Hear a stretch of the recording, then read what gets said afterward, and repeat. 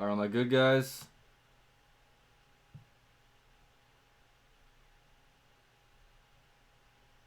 Let me know in the comments if I'm good. I'm not getting any response. Let me look on here. This sucks, man, because it honestly disrupts the flow.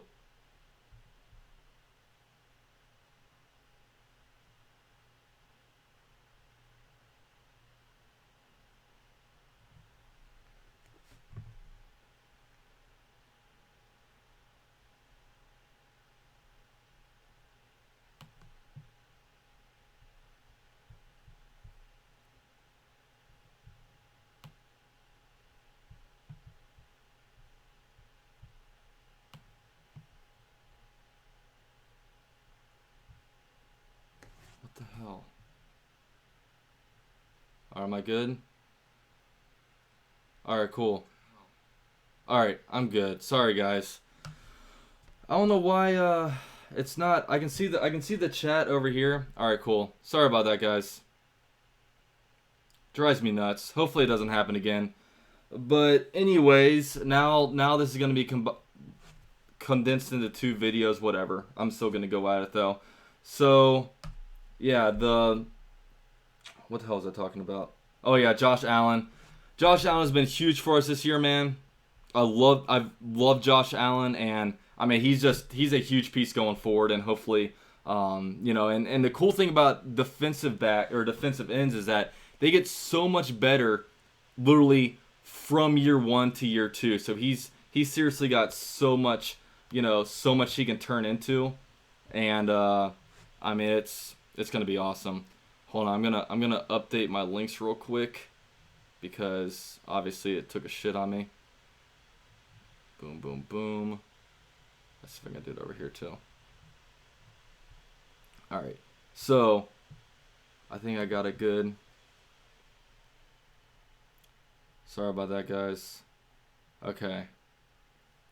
But yeah, you guys are right. Yeah, we got pretty lucky with Josh Allen, him falling that far, but you still got to pick him. I mean, we could have tried to go best available player and went cute, or not best available player. We could have just gone for need and went cute and got and got TJ Hawkinson, which a lot of people, they'll say, hey man, what position should we draft in the first round? Like, if anything, last year everyone would have said, hey, we need to draft a tight end in the first round. We need to get a tight end.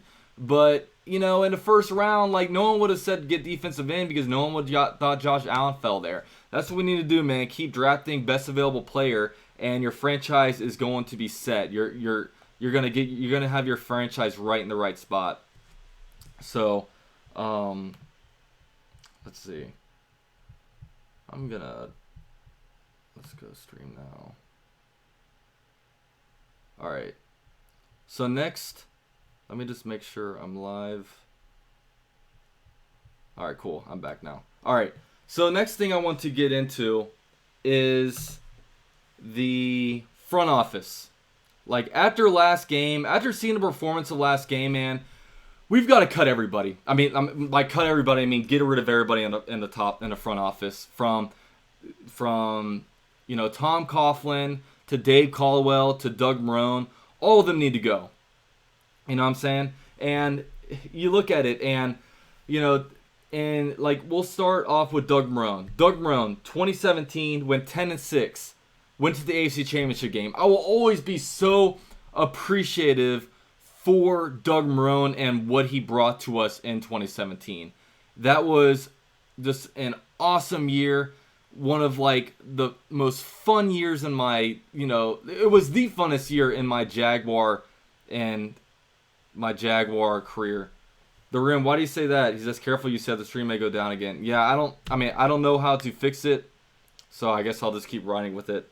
But yeah, I always appreciate him for 2017.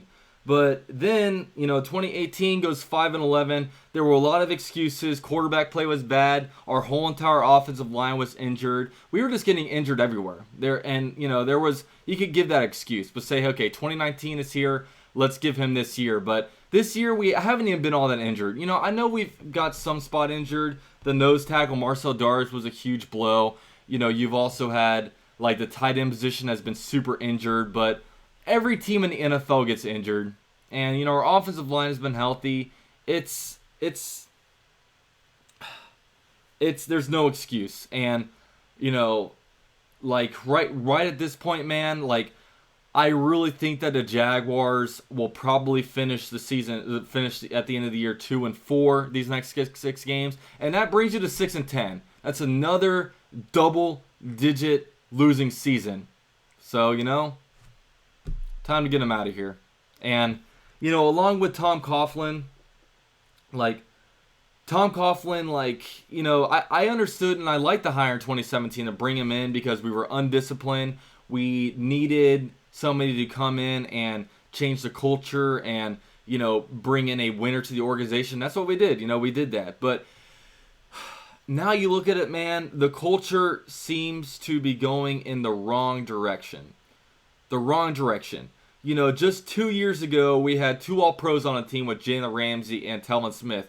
We look at the team this year, and they're both off the team. And you could say the different reasons, Obviously, I was still in favor of Jalen Ramsey leaving just because of, I understand, look, you want to get traded, okay, but you demand a trade 8 games into the regular season. I thought it was doing the team dirty. I thought I was doing his teammates dirty. I mean, even Earl Thomas was openly not wanting to be on the Seattle Seahawks, a couple years ago. I think it was last year, but he didn't fake an injury. He still played. He still went through it, and he didn't resign. He went over somewhere else, went over to the Ravens. And, just for him to quit on his team like that, I was like, get this guy out of here. And another thing about Tom Coughlin is that, obviously we need a new culture. It's too drill sergeant-y. We have a bunch of millennials in here now. Most of the players are under 30.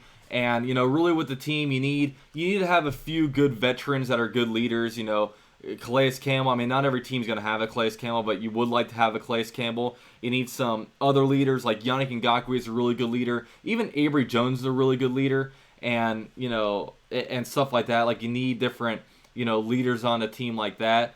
But you also need just a bunch of guys that are committed to winning, are committed to the team, are like you look around, I see guys like maybe DJ Chark. I don't think that DJ Chark may be the most vocal leader, but I do think that he's out there. I do think that he wants to win. I do think that he has the right, personality. He's got the right, he's the right person to be on our team, with his focus and everything. You don't have to have the most guys that are going to be rallying guys, bringing guys together and giving like pregame speeches and stuff like that. That's not necessarily what you need, but yeah. So we just need leaders. We need some players, and most of all we need a bunch of players that want to win and that are committed to winning. Now, another thing is I'll say this about Tom Coughlin. Another reason why he needs to go is that if we were to keep Tom Coughlin in here and fire Doug Marrone, that head coaching position is going to become so unattractive. No coaches want to come in and have micromanaging Tom Coughlin breathing over their neck. I mean, Tom Coughlin, I hear he's an asshole to work with. He, is all of his own opinions. And, Tom Coughlin, he was a good coach, but, how good is he when it comes to, like, front office actions? Damn, the stream went down again? Are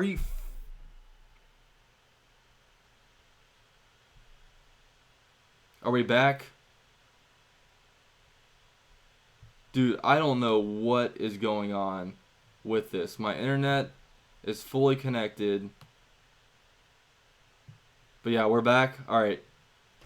I don't know, guys. This is if there's anything that pisses me off, it's bad internet connection when I'm in the middle of talking about the Jaguars, because I'm in the zone right now, and I don't like this. This stream has already been in 2 different videos now, which is going to annoy me.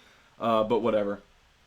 So, yeah, the position, whether it be the GM position or the head coaching position, that job is going to become very unattractive with Tom Coughlin right there. So, I don't need him. But I do want to talk about Dave Caldwell. Now, if there's anybody amongst this group that I would say, not to fire if I were to keep one, it's almost like a fuck, marry, kill situation. I would marry, what's his face, Dave Caldwell, just because because you look at Dave Caldwell, he has had some decent drafts. I mean, especially with his mid-round picks, he's found guys like Al Robinson in the second round, Ronnie Harrison in the third round, and even like Gardner Minshew last year in the sixth round. Like, he's done some good things, with some mid-round picks, but he's missed on a lot of first-round picks, whether it be Luke Joeckel, Blake Bortles, and he doubled down on Blake Bortles. Dante Fowler, I don't even know if he was all that much of a bust. I think he was a solid player. Taven Bryan, but there's just been, there's been some misses in the first round, but I think at the end of the day, we need to have somebody come into this team.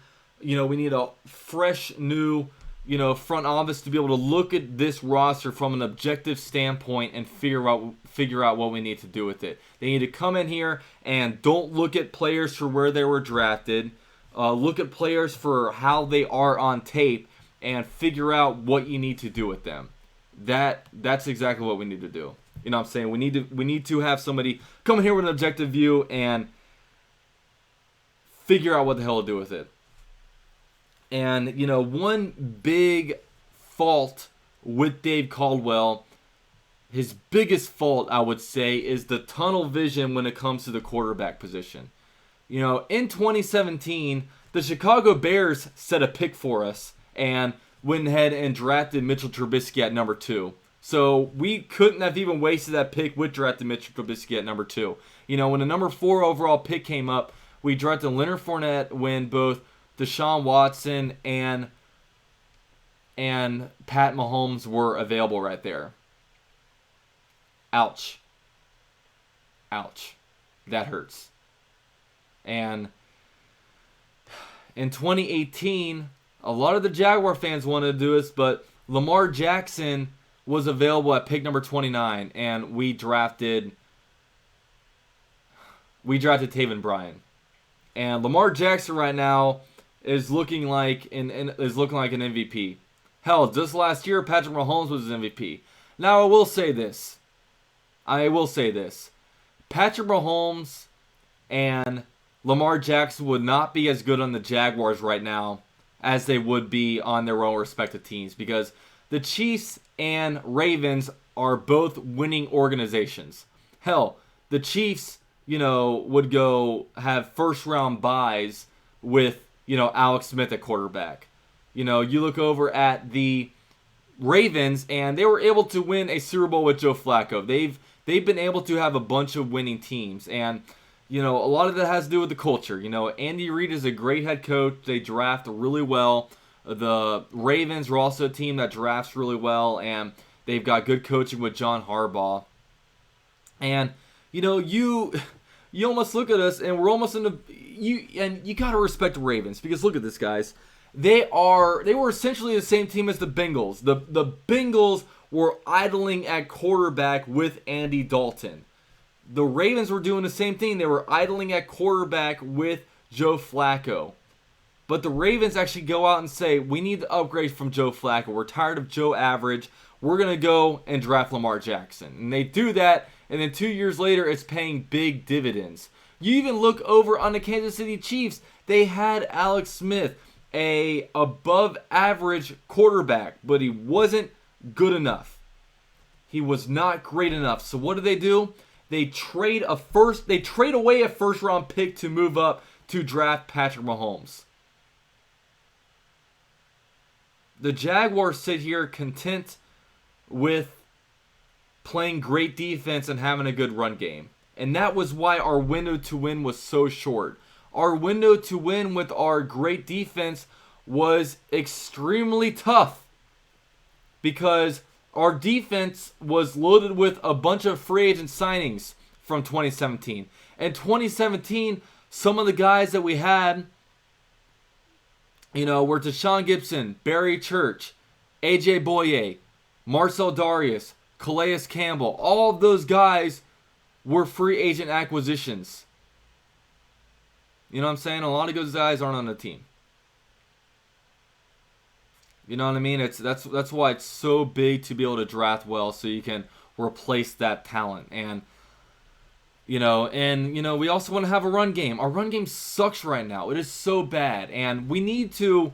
I mean, going forward, we need to, switch to try to implement a zone run scheme. A zone run scheme, because you look at the Indianapolis Colts, that's exactly what they have, a zone run scheme. And the difference between, for you guys that don't know, the difference between a zone run scheme and what we currently have in a gap run scheme is that a zone run scheme, you run the ball parallel to the line of scrimmage and you let the running back look around, find holes to run through, and bust through. It's exactly what Marlon Mack killed us with last week. I mean, he was chilling in the backfield for 2-3 seconds, just waiting for things to open, and he busted up field and got a lot of gains. And then us right now, and a big thing about zone run schemes is that you can play well with the zone run scheme when your offensive line is not very good. As opposed to a gap run scheme, which is what we have right now, where you are absolutely relying on your offensive linemen to win their one-on-one battles and open up holes for Leonard Fournette and our downhill runners. And when it doesn't happen, you just have guys running into the backs and just falling down and not doing anything. It's exactly what we're doing right now. And, I'll touch on Leonard Fournette later. But yeah, that's a big thing. But, I do want to go through a brief list of potential head coaching candidates, because I think that would be something fun to do. I think one guy that we could look at is Kevin Stefanski. He is actually the offensive coordinator that replaced John DeFilippo for the Vikings over there, and the Vikings right now are killing it on offense. Their run game is going with Dalvin Cook and their zone running scheme. Their passing game is really good. Kirk Cousins went from being horrible to the start of the year to all of a sudden now he's like an MVP candidate. You have, Stephon Diggs doing really well, and their offense is killing it. You know what I'm saying? That would be big. Mike Leach, another guy who, he would definitely want to come to the Jaguars and start Gardner Minshew if that's going to be the guy going forward. So, he's the Washington State guy, former head coach of his. He's the guy that called up Gardner Minshew and got him to transfer from, instead of going to Alabama, got him to, transfer over to Washington State, and he put up record numbers over there. So he obviously did a lot of really good things with Gardner Minshew. Robert Saleh is another guy, the 49ers defense coordinator. He actually used to be a linebackers coach over here under Gus Bradley, and then he's now, has a number 2 defense in the NFL over there, over on the 49ers, and he's a young guy. He seems energizing. He seems the kind of guy that would bring in the culture, that we would want to bring in with, kind of emulating the, like the Green Bay Packer head coach up there. What's his name? I don't know, former offensive coordinator of the, I don't know why I can't say his name, but someone in the chat will help me out there. You also have Sean McVay, young guy over there. Hell, even Cliff Kingsbury's doing good things over on the Cardinals. So I think that's a good direction to head.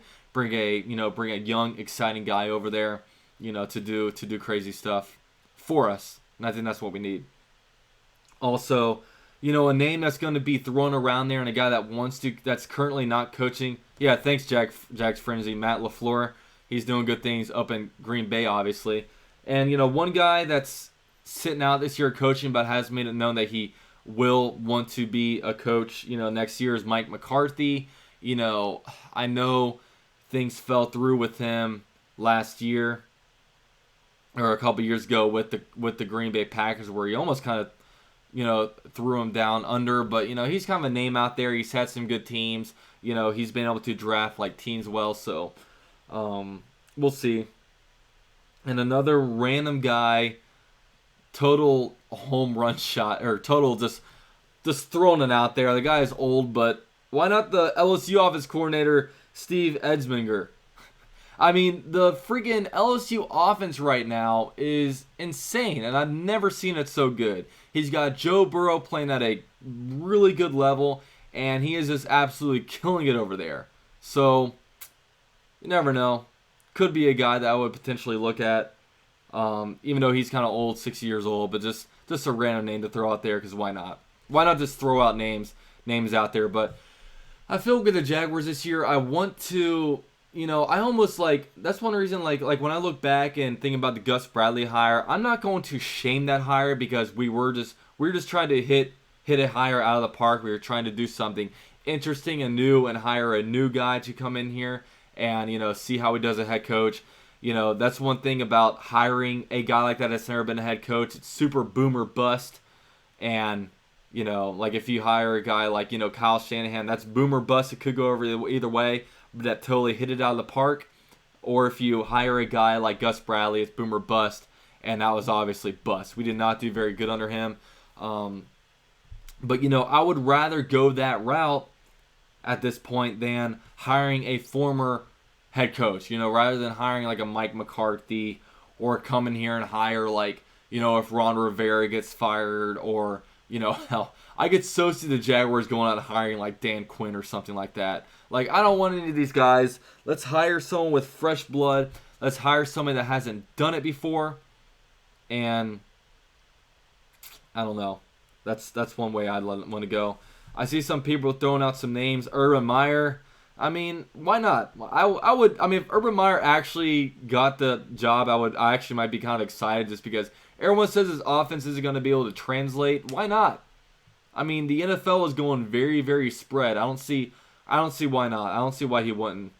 Dan Mullen, no, I'm good. I don't want Dan Mullen.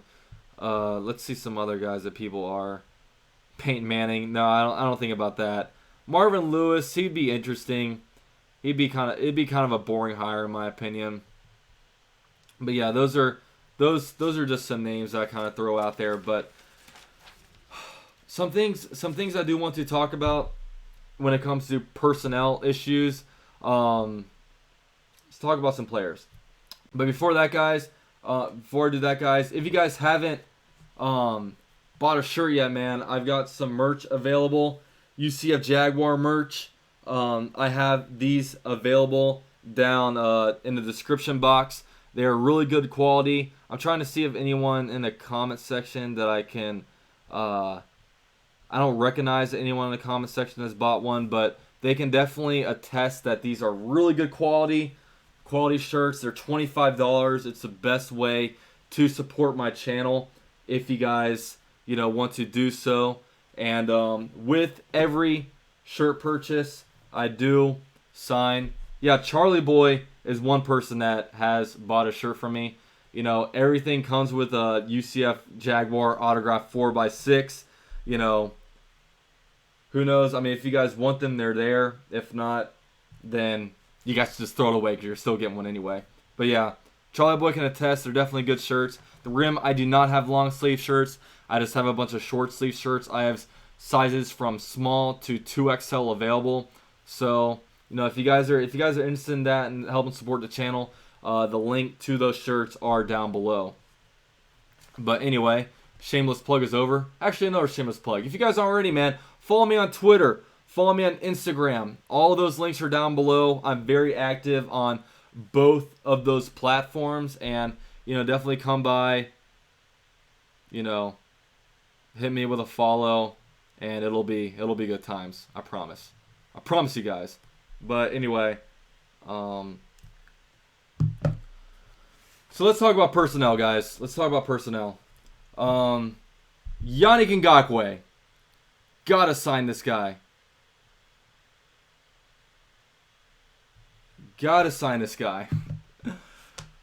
Oh my god, dude. Guys, if we somehow do not re-sign Yannick Ngakoue, I will be so pissed. I will be so mad. I'll be more mad than any other free agents that we let walk. I was pretty upset about Allen Robinson, but at the end of the day, Allen Robinson did not want to be on his team just because of the quarterback play. Ironically enough, he goes to a team with just as bad quarterbacking in Mitchell Trubisky, but Gotta resign Ngakoue. He's a leader. He puts in the work. He put himself at second all time on the Jaguars sack list in only his rookie contract. Come on now. Gotta resign this guy. We've already let Jalen Ramsey go. At this point, I don't even think we had to go out and do a free agent signing frenzy, to be honest with you. I just want to keep the talent that we have. Or I just want, if we just keep the talent that we have on the roster right now, maybe sign some, kind of like what the Colts did last year. The Colts right now are building through the draft, and they're a team that they want a free agency. They didn't go out and try to sign everybody. They waited a little bit. They waited a couple days, and they signed Justin Houston. They signed, Funchess from the Panthers. We should do something similar. Wait for the waters to die down and then go kind of fill some spots like that. But we got to give Yannick Ngakoue. We got to sign this guy. Sign him. Pass rushing is so important. He got a strip sack last game. Do it. I don't know what you're waiting for. Do it. Do it. Do it. Anyways, homegrown talent. I would hate to see him go somewhere else. Gotta sign him. And another thing, another hot topic is Miles Jack. We extended Miles Jack to a pretty decent contract, and he has not been doing well this year. It's been one of his worst years on the team, and honestly, at this point, I would probably move him to weak side linebacker. I wasn't for it. Several weeks ago. I said, look, we signed him to be a middle linebacker. Gotta get him to play middle linebacker, but at this point, we got to move him to weak side linebacker. Maybe look at the Big Ten and try to find a big old smart white dude like Paul Posluszny that can go in there and figure out how to line up a defense that can, knows his run gap assignments and just goes out there and does it like that. I mean, we need to find a true Mike linebacker. I know everyone's going to mention Jake Ryan. I don't know what Jake Ryan has. I've never seen him play. So we'll see with that. But move Miles Jack to weak side linebacker. Just put him in a position where he can just be a ball hawk, where he can just run guys down, and where he has a lot less, less to think about because man, his run fits are not good. Him lining up the defense isn't that well, and I would put him in a position where he doesn't have to do as much thinking, and we find a true middle linebacker because. Yeah, Timmy, I agree with you. There's an obsession with Jake Ryan. I don't know where it's coming from. So yeah, and YP. So I'm not saying that. I'm just joking around. I'm just saying try to find a good middle linebacker that can go out there and do shit. You know what I'm saying? So yeah, move Miles Jack to weak side linebacker, and we'll run it from there. And when it comes to the draft, let's just draft best available player. I know a lot of people are going to say, oh, we need to draft, cornerback first round. We need to draft tight end. Go best available player. Absolutely go best available player. Best available player is what got us, Josh Allen number 7. You look on paper and it's like, okay, we need, defensive end is not as big of a need as like tight end. But going best available player got us Josh Allen. Keep doing that. Teams get in a lot of trouble when they go, when they try to just, say, oh, we need this, we need that. Like, no, Alberto, there's not too many needs to go best available player. There's not. Best available player is, you get in a lot of trouble when you start trying to draft players based on what you need. It's one reason why. I mean, look at Ronnie Harrison. We got him in the 2018 draft. Everyone said, why do we draft Ronnie Harrison? We have, Deshaun Gibson and Barry Church. But now you replace those guys. You replace your free agents with these young guys on cheap contracts that are high on your draft boards. Like literally building through the draft is the way you win. There's a way you have winning teams. The Patriots do it that way. The Ravens do it that way. Like all of the good teams that you see right now, like that have like most of these teams that have, that stuff are that draft with that philosophy are good teams. It's a true state of the fact, guys. And right now, man, the tight end spot, speaking of tight ends, it sucks right now. Like, James O'Shaughnessy gets put on the IR. Jeff Swaim gets put on the IR. And now Josh Oliver, our rookie third-round pick, gets put on the IR after only playing 3 games. Unbelievable. Unbelievable. And it's a lost year. It's a complete lost year for Josh Oliver. He's a guy that comes from a small school and San Jose State. He misses like all the training camp. He misses all the preseason. He misses the first half of the 2019 season. He plays 3 games and he's out on the IR. Wasted year. Completely wasted year. And we have no idea what we have in him right now. So, whatever. It sucks. I think DeValve is even hurt. I mean, we're just plucking. I do like we signed Nick O'Leary. They got the tight end from what's it called? The tight end from FSU. He's been to Miami, Buffalo. He's been around a little bit, so that'll be interesting. He's a guy that actually wanted the Jaguars to draft back in the day. But yeah, that's pretty cool. Pretty cool signing. Another guy I want to touch on is linebacker Quincy Williams. Quincy Williams, he started the year pretty decent, but then he had a really bad game against the Carolina Panthers, and he's been benched ever since. At this point, play the kid.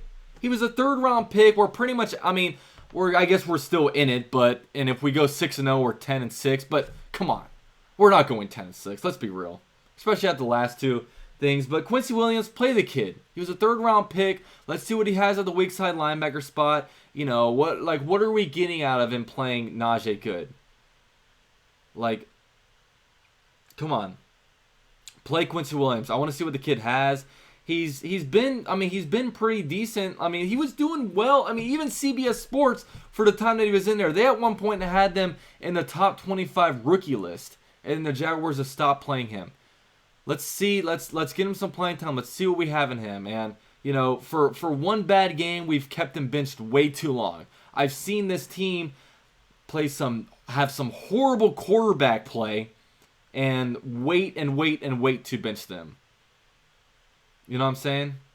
Put him in there. Let him play. Another thing I want to talk about is the Foles versus Minshew debate. Foles did not do good against the Texans because of the offensive play calling and the whole entire offensive game plan. Nick Foles did not do very well last game because of the offensive game plan and just only running the ball 9 times. You know what I'm saying? So, if Gardner Minshew plays last game, we do not do good. I don't think we do good. And, I'm down to give Nick Foles a couple more games. I'm down to let him play the Titans game. I'm down to let him play the Bucs game. But, look, if we lose the next couple games, then, I'm down to let Gardner Minshew play the last, 3 games, whatever. If we're mathematically eliminated from playoffs, let's play Gardner Minshew. And, I think Nick Foles deserves the opportunity to play. I really do think so. I'm not as hard on Nick Foles as a lot of people are. I did not think he had a very good year last year. Week last week. He missed some deep balls, but whatever, man. It happens. Let's give him a couple more games. Let's see what he's got. And, at the end of the day, we'll have to figure out what to do with Nick Foles next year. And, a lot of people are saying, oh, let's trade Nick Foles for a 3rd-round pick. At this point, man, I don't think that we'd be able to gain any assets from Nick Foles. I'd hate to say it, but we might have to give up picks to get rid of Nick Foles in his contract.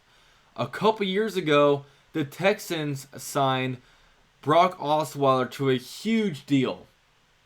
He obviously was not worth it. And to get him off of the books, the Texans traded him to the Browns and gave with that a 2nd-round pick. They gave away a 2nd-round pick to get Brock Osweiler off their books. Now, Nick Foles is a completely different player than Brock Osweiler. Nick Foles is a lot better than Brock Osweiler. He's a lot better person than Brock Osweiler because Brock Osweiler was a complete turd who did not care at all about the team. He only cared about himself, and it was just a complete bust free agent signing for the Colts or for the Texans. You know, they had to give up a pick for that. I mean, the Jaguars, they may have to give up, like, you know, like if, say, we were to trade him to Chicago, like, no team is going to want to take up that contract. Especially right now, the quarterback position right now is as deep as I've ever seen it in the NFL. You have all these backups popping up out of nowhere and playing well. And you're going to have Cam Newton available for trade. You're going to have, you know, obviously a pretty decent draft class coming up. I know Tua is out, but, you know, the quarterback, I mean, you know, the quarterback market is as deep as I've ever seen it. And, you know, I just, you know, I don't know if a team is going to want to, you know, give up a lot of money for that. You know, I mean, honestly, at this point, I'm Team Foles. Not Team Foles. I'm Team Minshew. I would rather have Minshew starting week 1 next year just because, man, I just think he has a lot more upside. I think he's just a lot more fun to watch. And I just think he personifies Jacksonville a lot better. Maybe that's the fan in me talking, you know. I'm definitely not giving up on Nick Foles. You know, I would definitely let him play a few more games. But if we're mathematically eliminated and, you know, if we go 2-2 down a stretch, you know, I want to see Gardner Minshew play a couple more times. But, you know, I'd want to, honestly, Gardner Minshew is my quarterback. To be honest with you, I'd rather play Gardner Minshew. I just think he has a lot more upside. I think he's, you know, I've loved the way that he scans the field. You know, he had some downfalls. I mean, you know, maybe I was tough on him, but I mean, the true matter of fact was that, you know, he wasn't able to sit in the pocket for too long and make, like, a lot of times he would just bail early, and it seemed like it was getting worse and worse and worse. I would like to see him come back, and maybe he's overcome that, because that'd be really cool. But yeah, I mean, I'm still gonna stick with Nick Foles. I'll see what he has. You know, I'll still give him the opportunity. But yeah, I think Gardner Minshew just has a lot more upside. And I want to talk about Leonard Fournette. Obviously, Leonard Fournette, his numbers have been pretty good this year, but I still kind of think that he's an average running back. I mean, it's just my opinion. Like, I just don't think he has great vision. And me with a running back, I need a running back that has really good vision. I do. I need a running back that can see holes open and hit them. You know, like Marlon Mack last game, I was just seeing him pick, you know, being so decisive, moving around, picking holes to run through. And I just don't see Fournette creating much on his own. Like, I often see, you know, me look back at Fournette and say, he had a hole right there. He had that right there. And it makes the offensive line honestly look a lot worse than it is. But, you know, he's a pure downhill runner. He's a guy that he needs the holes to open up, and he's just going to bust through them, man. You know, it's good when he gets running and when he gets on a roll, but it's extremely hard to have a perfect offensive line. There's 180 starting offensive linemen each week in the NFL, and you're most commonly going to have a lot of drop-off. And, you know, I've seen guys like Freddie T. I've seen guys like Maurice Jones-Drew, and Fournette, he's just not in that class, I don't think.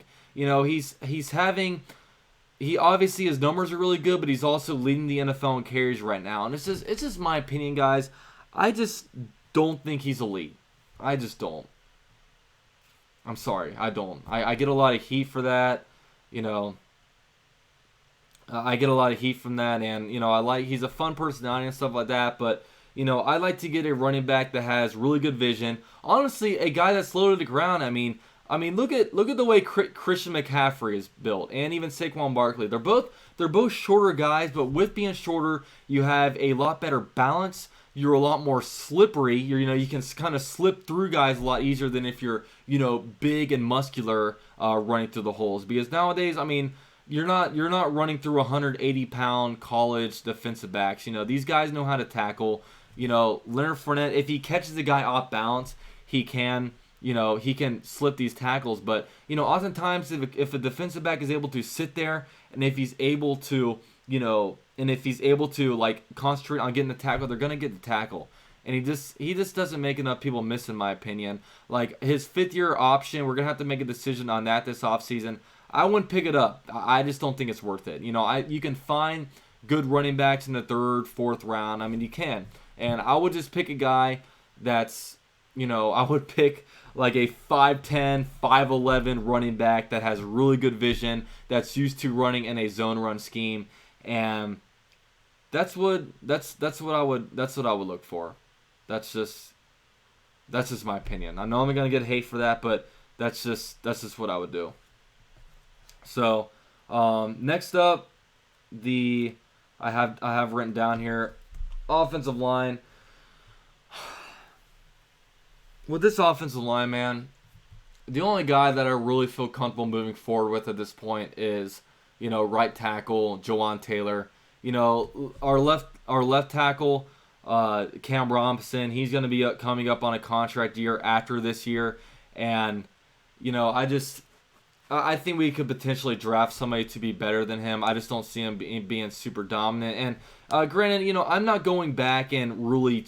I just don't have time to go back and study a lot of tape. I mean, today I wake up, I go to work, I go to Publix, I went to a new student orientation because I'm starting grad school coming up in January to go try to get my CPA license, and then I started up a live stream. You know what I mean? I just, quite frankly, I don't have time to go in and just study film all day. But, left guard Andrew Norwell, we gotta cut his ass next year. He's just not living up to his contract, and he's gonna be, he's gonna actually save some money for us. And center Brandon Linder, we probably want to keep him around just because you're gonna have to have some stability over there. Right guard, AJ Cann is very cheap. Will Richardson, he's on a rookie contract, so that's fine. And right tackle Jawan Taylor, I think he's actually going to be really good. He's obviously going through his own rookie errors, but whatever. But I mean, again, like in a draft, get some, find whatever best available offensive lineman you have there. If that comes with our first, one of our first round picks, that's cool. But if we find a cornerback that has better value than an offensive lineman, go after that. Like I said, just keep going best available player. We have room to improve every single position on the team. There's no position on the team where I say, oh, we're good with that. We don't need to worry about that position. Even though I really like our wide receiving core, and even Keelan Cole, since Marquise Lee got hurt, he's actually been stepping up and doing a lot more than Marquise Lee has. So Marquise Lee, he's going to be an extremely easy cut. So, at every position, we have room to upgrade. We can upgrade the wide receiving room, the offensive line room, tight end room, obviously, running backs, linebackers, defensive line. You need defensive linemen in every year's draft because you play so many of them. Safety, cornerback. We need to upgrade every single position. So that's why we go best available player. That's all I'm going to be saying. Best available player, I don't care. I'm not going to be saying, okay, guys, we need to go cornerback with one of our first round picks and offensive tackle with the other one. I'm just going to keep beating a dead horse with that. Best available player, best available player.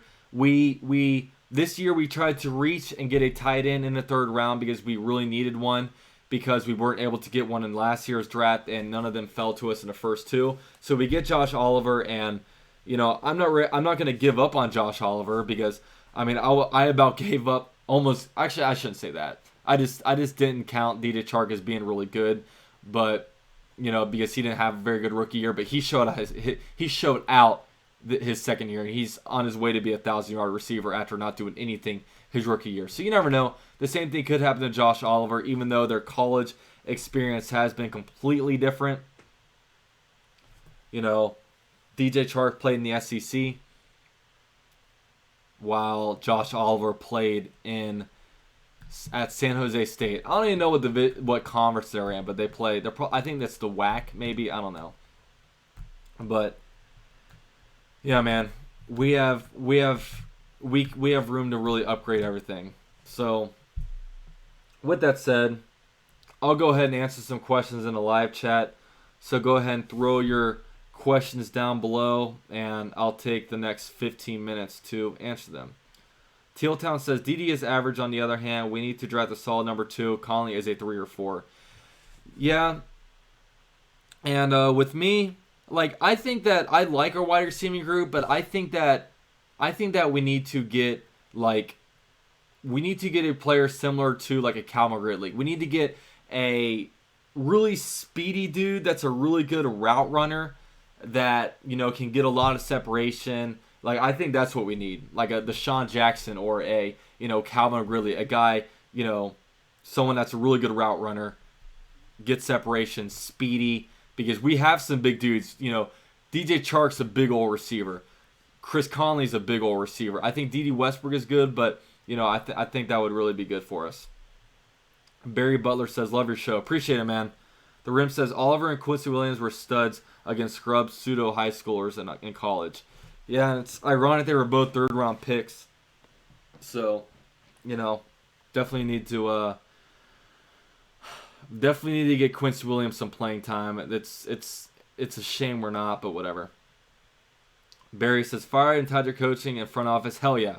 Fire everybody. Bring some new eyes in here. Bring a fresh perspective to the roster. You know, bring some new blood to the you know, coaching room. You know, Doug Bruin's been on the staff since the Gus Bradley days. Dave Caldwell has been with the team since 2013. You know, time to switch things up.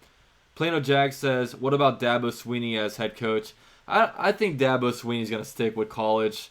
You know, I think he's having enough fun on Clemson, doing really good over there. I don't see him as being a college guy. I could see maybe Urban Meyer wanting to go to the NFL. I can see Dabo.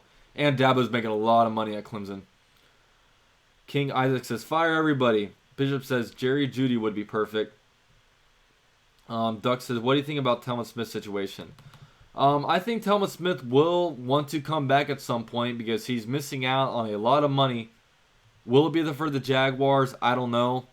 I don't know if it will be for Tom Coughlin. If he wants to come back, I imagine the coaching staff would probably, or the front office would want to trade him.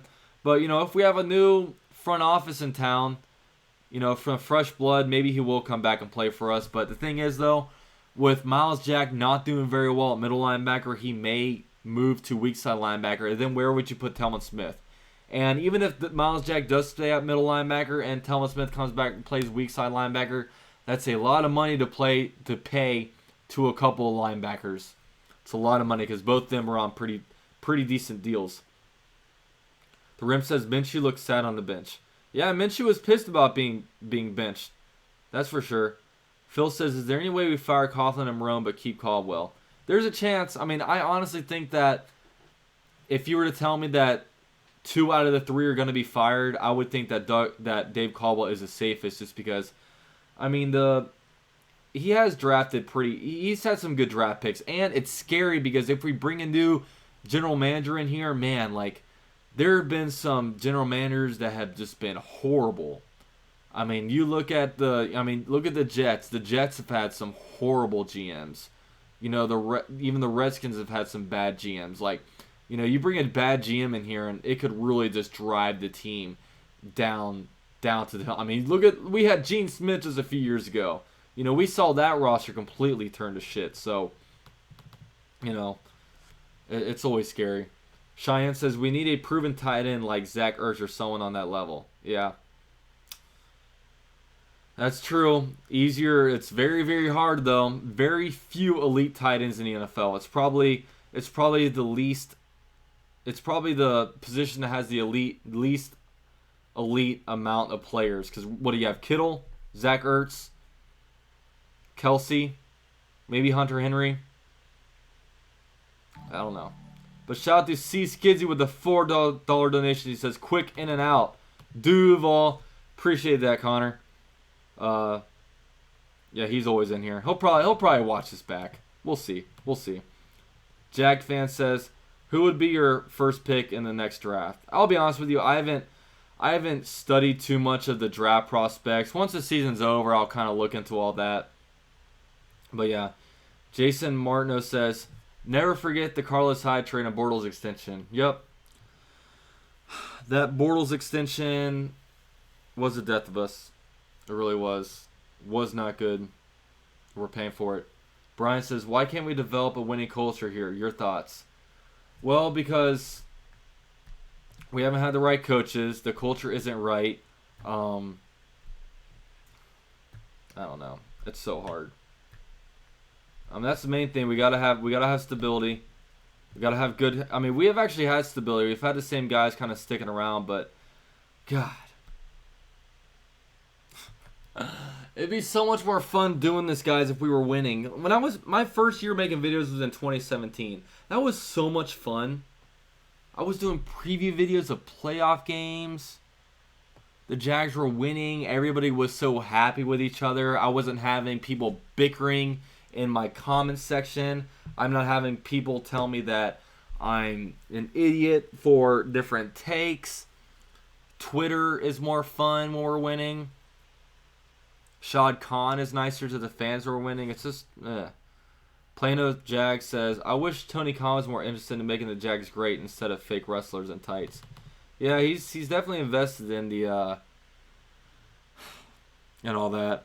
And I hope Shad Khan gives Tony Khan more of the control of what to do with the team, because I mean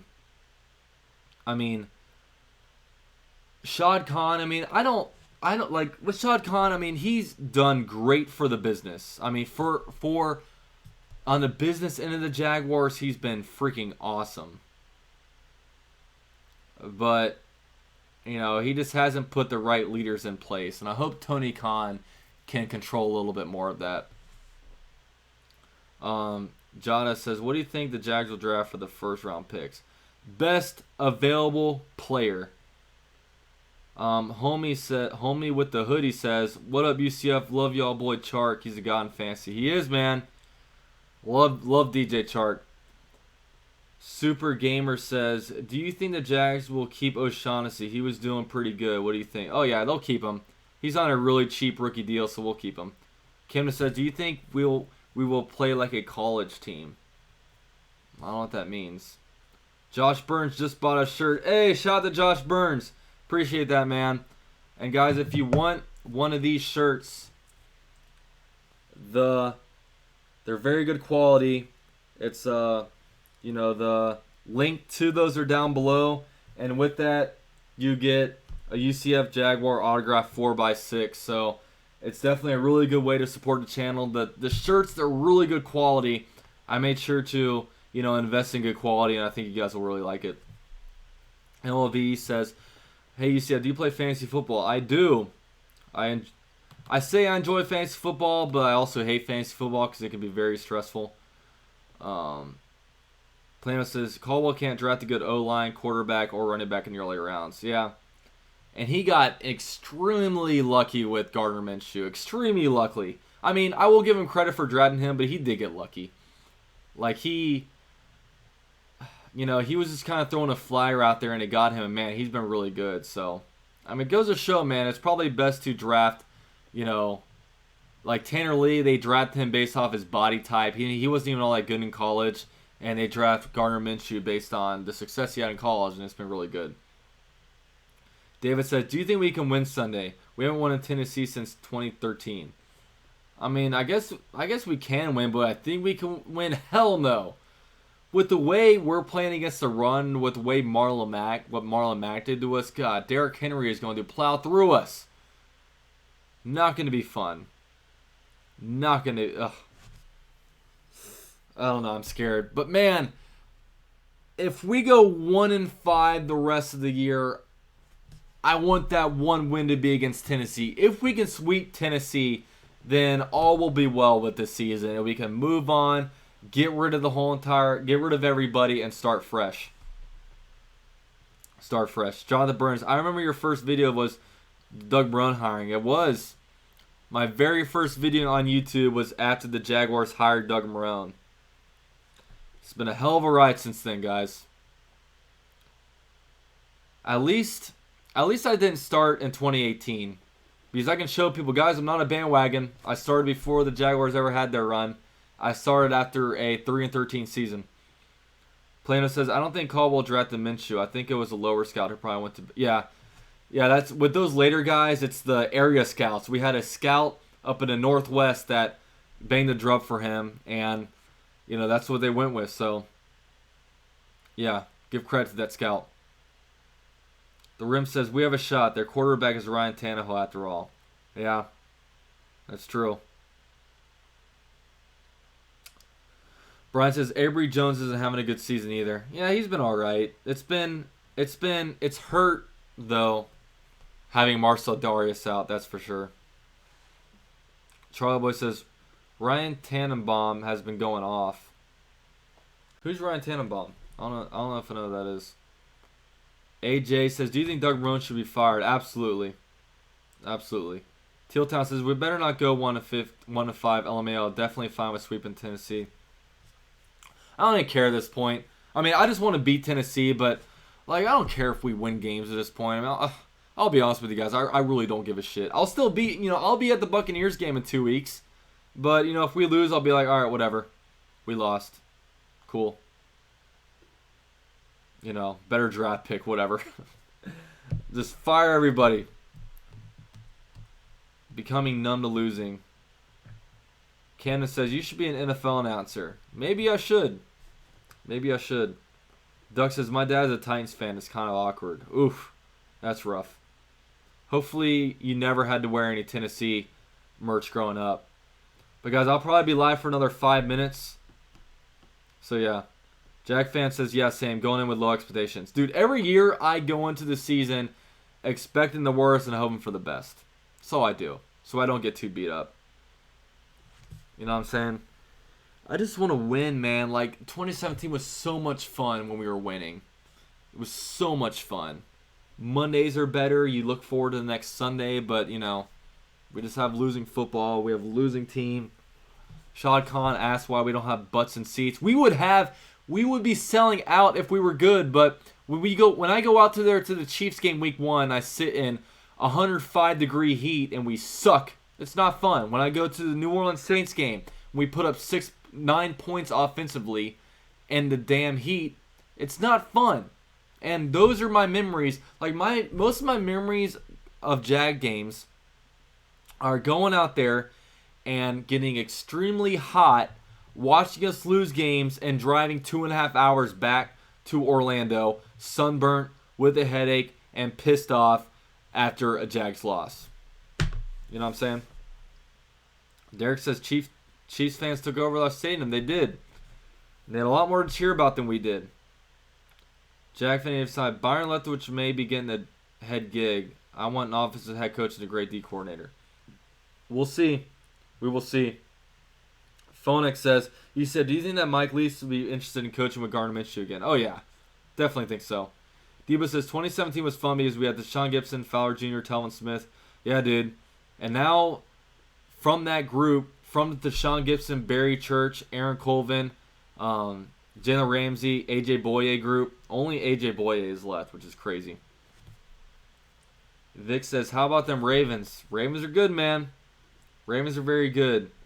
Tealtown says, we can literally go 6-0 in these next 6 games. Know how many teams were 4-6 and made the playoffs? Just gotta try. I am not putting myself in that category. I am not going to be trying to pump the Jags up to you guys and acting like, all right, guys, we got this. We can go 6-0. After the last 2 games, after that bullshit that went on with the Texans, and then an even worse performance against the Colts, no.